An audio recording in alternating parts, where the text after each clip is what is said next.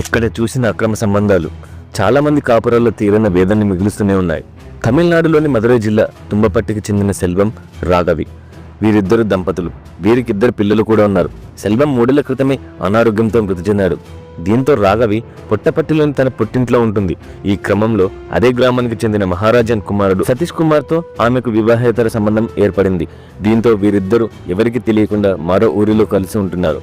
అయితే తమ ఇంట్లోని బంగారు నగలను కుమార్తె దొంగిలించిందని రాఘవి తల్లిదండ్రులు పోలీసులకు ఫిర్యాదు చేశారు. పోలీసులు గాలించి రాఘవి, సతీష్ కుమార్ల ఆచూకీ కనిపెట్టి బంధువులకు అప్పగించారు. దీంతో రాఘవిని ఆమె సోదరుడు రాహుల్ బంధువుల ఇంట్లో బంధించాడు. ప్రియుడితో పారిపోవాలని చూస్తే ఇద్దరిని చంపేస్తానని బెదిరించి వెళ్ళిపోయాడు.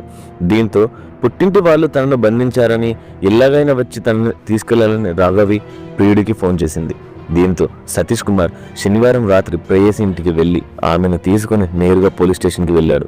పోలీసులు ఇరు కుటుంబాలను పిలిపించి వాళ్ళిద్దరు మేజర్లు, వీరిని కలిసి ఉండమని చెప్పి పంపించాడు.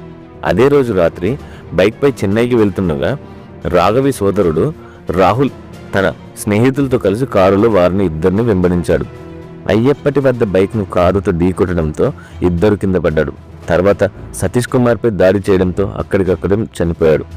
అయినా భర్త ఉండగా ఆమె అలా చేసే తప్పు, కానీ భర్త చనిపోయాడు. తన తప్పు అనలేం, కానీ పిల్లలు ఏమైపోతారని కొంచెం ఆలోచించి ఉండాల్సింది. దీనిపై మీ అభిప్రాయం ఏంటో కామెంట్ చేయండి.